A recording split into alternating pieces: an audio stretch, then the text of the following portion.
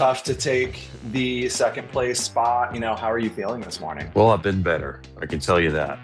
I gave absolutely everything that I had, without a doubt, and that's all I can do. And I'm proud of the game I played. When you left Final Travel Council, what did you think your chances of pulling out the W were? So I knew that it was basically over when Joe dropped that ball and I dropped the ball at some motion because I had a good feeling of who was bitter and who wasn't at the jury. So that was you can see my face change.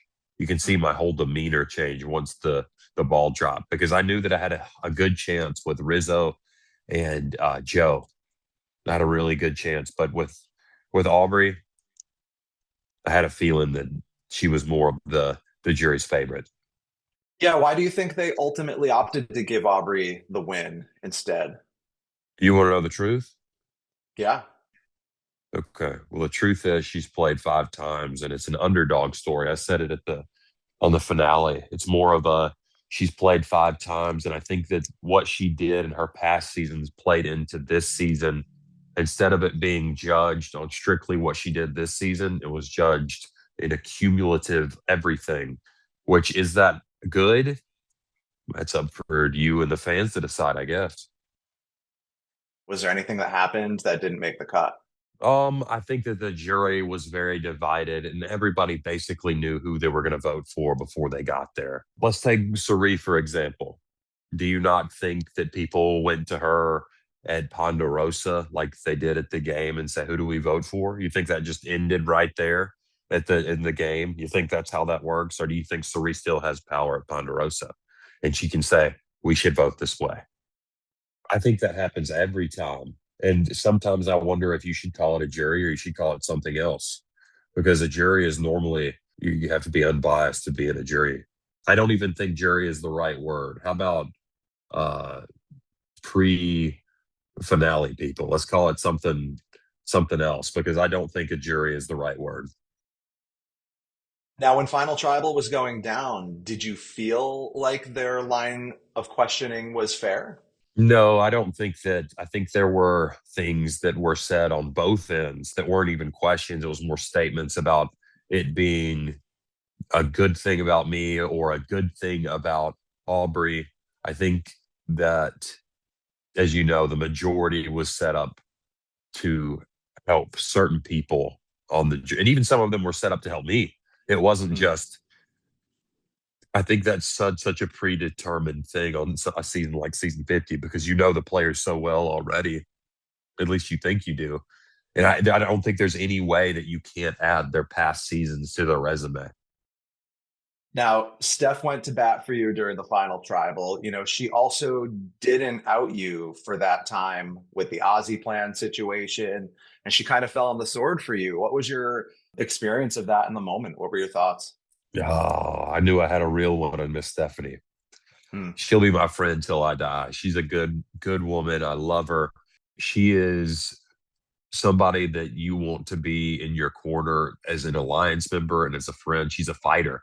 She's one of the strongest women I know. And I'm not just saying that because she's my friend, but I think the amount of things that have been said about her and how she still holds her head high and how she still wants to love on people is encouraging and I admire it. How much of a hit was it to your game to lose Chrissy and Coach in one fell swoop? When we lost Colby, that's when the downhill battle, that's when everything started going downhill because I knew that if I had Mr. Colby at least on the jury, I would have a better shot.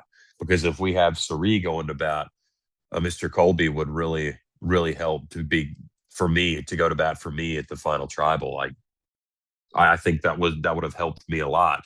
So losing people like Coach and Chrissy, it sucks, but knowing that they're there to help me in the jury is a big deal.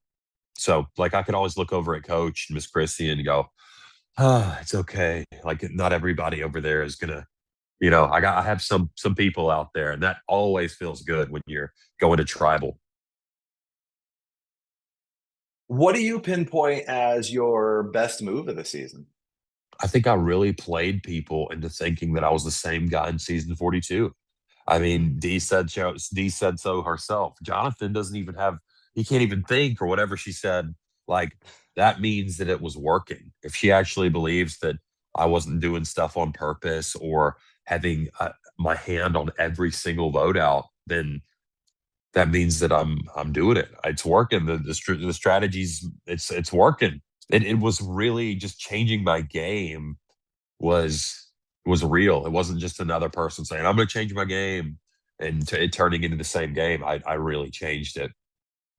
Now, I do want to give you kudos for your epic win at that Final Five immunity challenge. You beat Tiffany by one puzzle piece. Ooh, You beasted that thing, man. What did that feel like? oh my gosh! So it doesn't show you, but I had about a 2-3 minute head start on that puzzle because I needed it. I had that.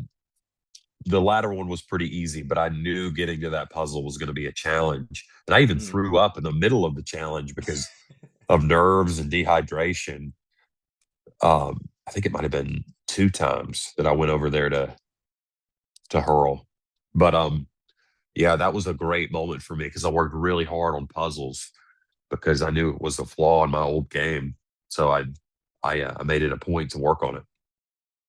Jonathan, who else from the new era do you think deserves a chance to come back and play?